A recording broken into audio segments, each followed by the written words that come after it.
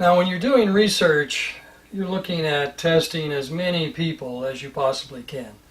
When I find something new here, my goal is to find 30 players.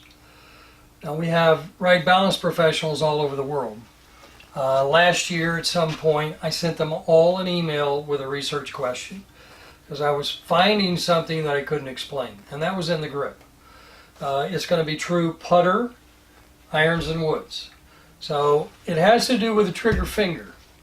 You'll find most of your better players will be there, they'll find it. If you have, I'm going to move up to this line, you may lose my head, but it's okay because I want you to be able to see this. I'm in one of my lower core numbers.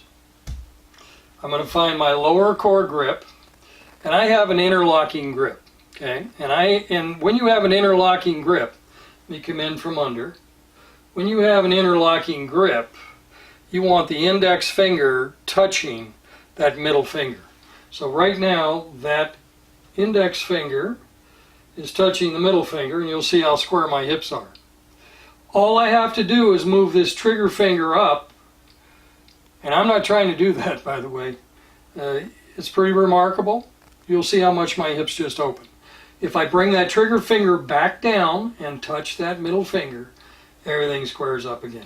Easy to test. Now I'm going to go from an interlocking grip to an overlap with that finger touching. Now my hips open. Create a trigger finger and my hips return to square. So the key is overlap, trigger finger. If I go to that index finger touching with an overlap, hips open. Now if I go back to the trigger finger, my hips square up. Now why? That's a question I ask often.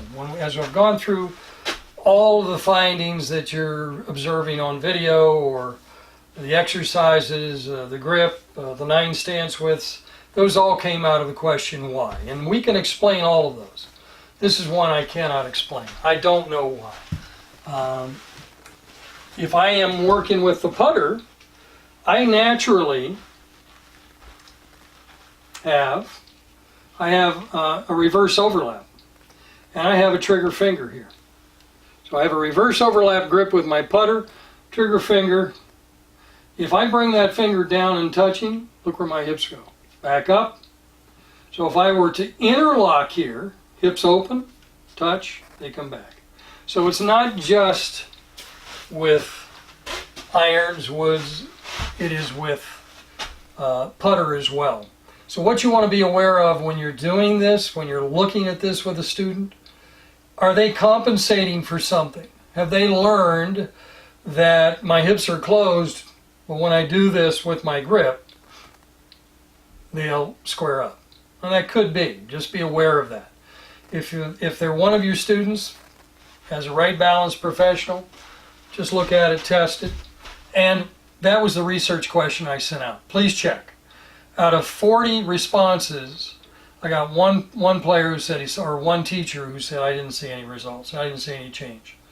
So 39 out of 40 is a pretty good number. Why? I don't know.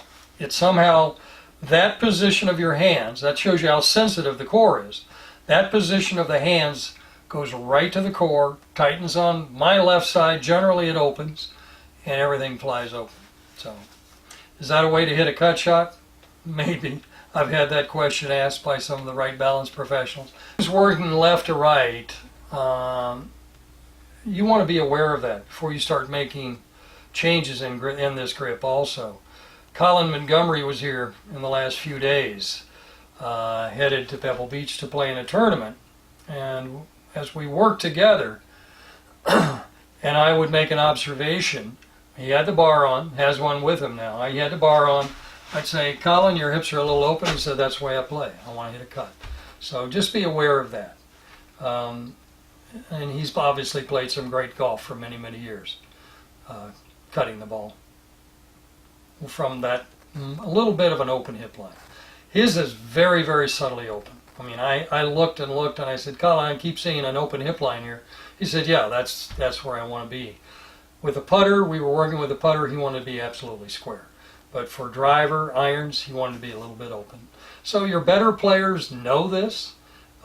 Make sure that as you work with your amateurs or your better amateurs or your pros, that you're looking at how square are they before they put the club in their hands. And when they put the club in their hands, are they still square? Or if they're a little open, check that grip. Very important.